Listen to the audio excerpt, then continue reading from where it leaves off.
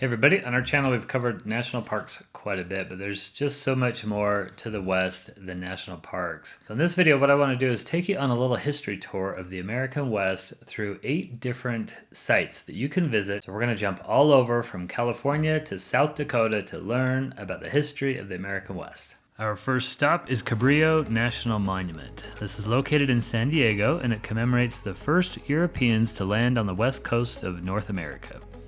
Once Columbus sailed across the ocean in 1492, the Europeans started exploring all over the Americas. 50 years later, in 1542, Juan Rodriguez Cabrillo landed in what is now California. Here, you can act like an old Spanish explorer and take in views of San Diego.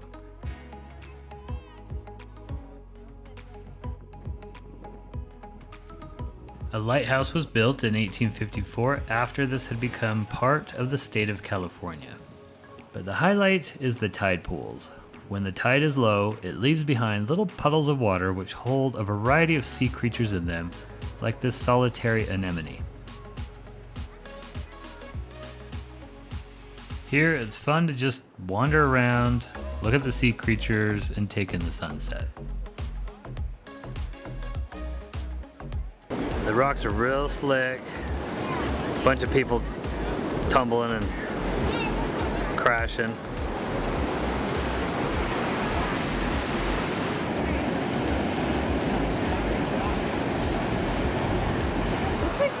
Got a pretty amazing rainbow here.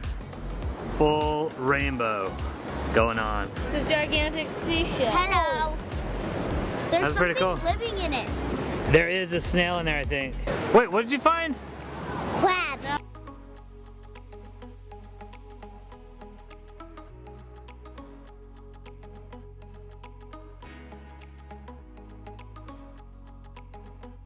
Our next stop is Great Falls, Montana. Great Falls is located in northern Montana.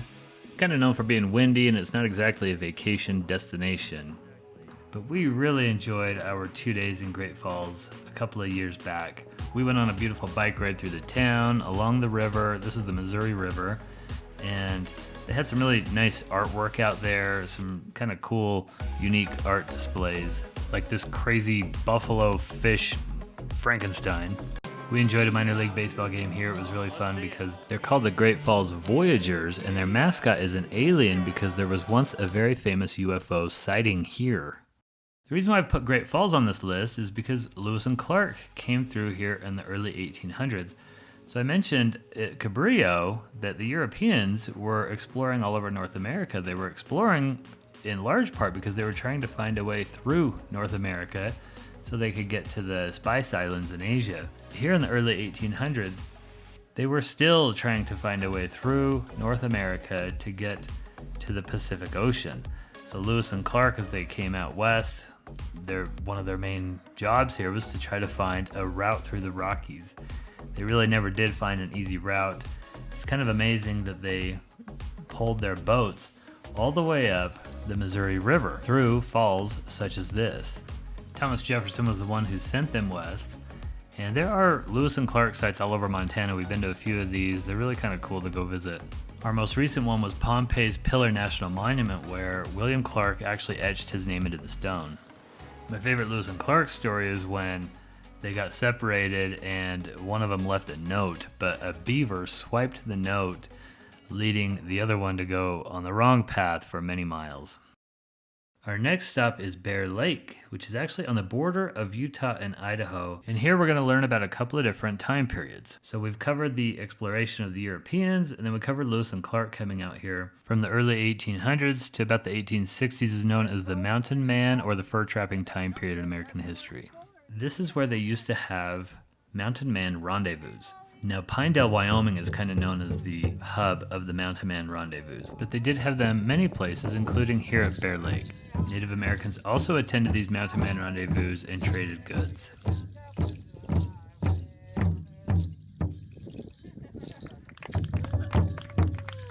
Fur trappers were transients who were just coming out looking for animals, but the Oregon Trail time period is when people started coming out west to settle. This was in the 1830s, 40s, and 50s.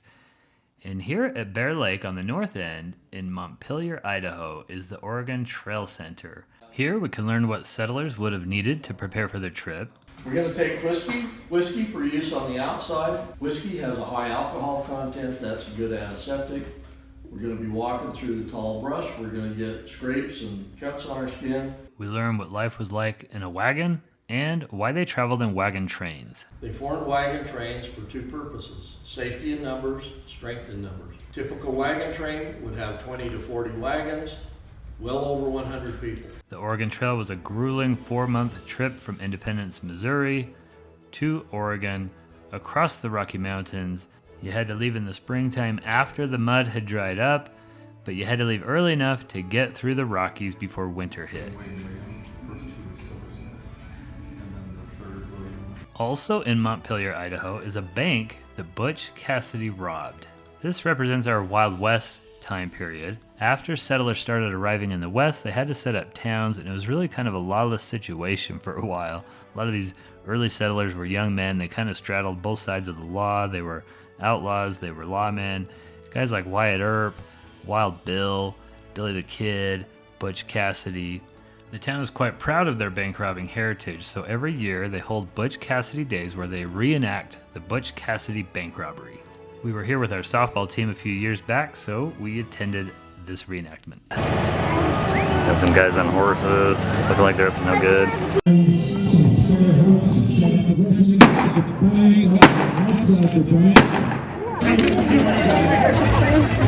Oh my. Butch Cassidy escaped. It's estimated he stole about $10,000. One last funny thing about Bear Lake is this was the birthplace of Gutzon Borglum. Who, you ask? Well, Gutzon was the guy who sculpted Mount Rushmore National Memorial, which we will see later in this video. Our next stop is the Golden Spike National Historic Monument in northern Utah. So after all the settlers started getting out west, especially after the California Gold Rush in 1849, the United States needed to connect the west with the east. In the middle of the country was a big donut hole. The Great Plains and the Rocky Mountains were really sparsely settled, and California out on the coast was really disconnected from the rest of the country. So it became a huge priority to build a railroad line to connect east and west. So two different rail lines started, one from Nebraska, one from California, and they met in the middle in 1869 and used a golden spike as the commemorative last spike. A few years ago, we celebrated the 150th anniversary of this event, and they had thousands of people come from all over the country to attend this celebration. Okay, we got a little frontier village here. Old stores or whatever. We got some TVs, covered wagons. A little shot of the crowd. Just spread out forever. A Chinese railroad worker, an American speaking.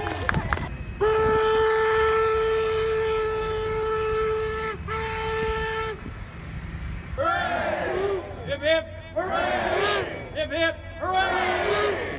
Promontory to the country, to President Ulysses S. Grant, Washington, D.C. Mr. President, final bulletin.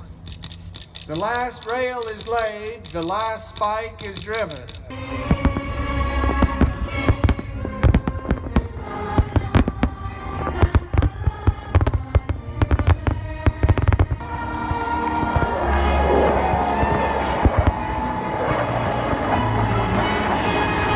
Our next stop is Garnet Ghost Town in Montana. This represents the gold rush time period. Especially after the railroad arrived, mining and shipping gold and silver became much easier. When they struck gold, nearby towns formed overnight. They disappeared just as quickly when the gold ran out. Usually the people who made money were the people servicing the gold diggers, not the gold diggers themselves. So there's a little life lesson for you. Make money off the people trying to get rich quick. This little town is a really cool place to visit, one of the best preserved ghost towns around. Our next stop is Yellowstone National Park. Now I could have chosen any national park for this section here, but I chose Yellowstone because it was the first national park, and this represents the preservation time period of the American West. So after everybody got out west, they started settling and mining. They also killed off almost all of the bison. So they really did a number on nature in the West, but fortunately, they started figuring out, hey, we really need to preserve some of this. So they set aside land to be protected as national parks. Now, it's real easy to get down on people in the past in American history, but really this happens a lot where we make some really dumb mistakes, and it actually leads to us realizing that we need to improve and change things. So out of this time period in the 1800s, when we just about ruined a lot of this stuff, came a conservation ethic that was the first of its kind in the world. Okay, our next stop is the Buffalo Bill Dam, which is located in Cody, Wyoming. Now, the big famous dam in the West is the Hoover Dam, but I chose this one partly because I have video of it and I don't have any video of Hoover Dam, but also because this was the model for Hoover Dam. So this one was built first, and then Hoover Dam used this same kind of concave model to create the big famous Hoover Dam. Now, what's important here is that in the West, water is really scarce. It doesn't rain very much, it's a desert, so what they needed to do is learn to control the rivers and use them for irrigation. So dams are all over the Rocky Mountains, and a lot of times they're really controversial because they do change the environment, but they also allow us to control the water so that we can use it to live. The dam also represents the industrial time period in history when they built huge things and really learned to control nature. The world's highest concrete arch dam in 1910. Our next stop is Mount Rushmore Memorial. Now, this also represents the industrial time period American history because look at the engineering marvel that this is, that they were able to carve these faces into the mountain here. But it also represents the tourism time period in the American West.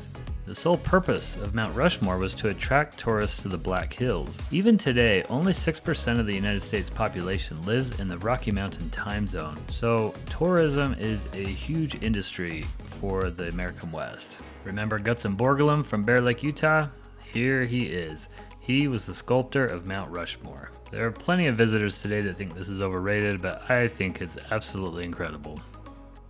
So we've gone on a little journey from the 1500s in Cabrillo National Monument in California up through the 1930s with Mount Rushmore. We've covered the European exploration, Lewis and Clark, the Oregon Trail, the Mountain Man. We've covered the Old Wild West. We've covered ghost towns, industrialization, and tourism. Really hope you've enjoyed this little tour of the West through some of its amazing, cool sites. If you liked it, please click that like button. If you want more videos like this, please click the subscribe. Remember that if you're looking at vacationing in the West somewhere, we're constantly creating new guides on our website, we'reintherockies.com. Check that out if you're interested. Thank you so much for watching. We'll see you next time.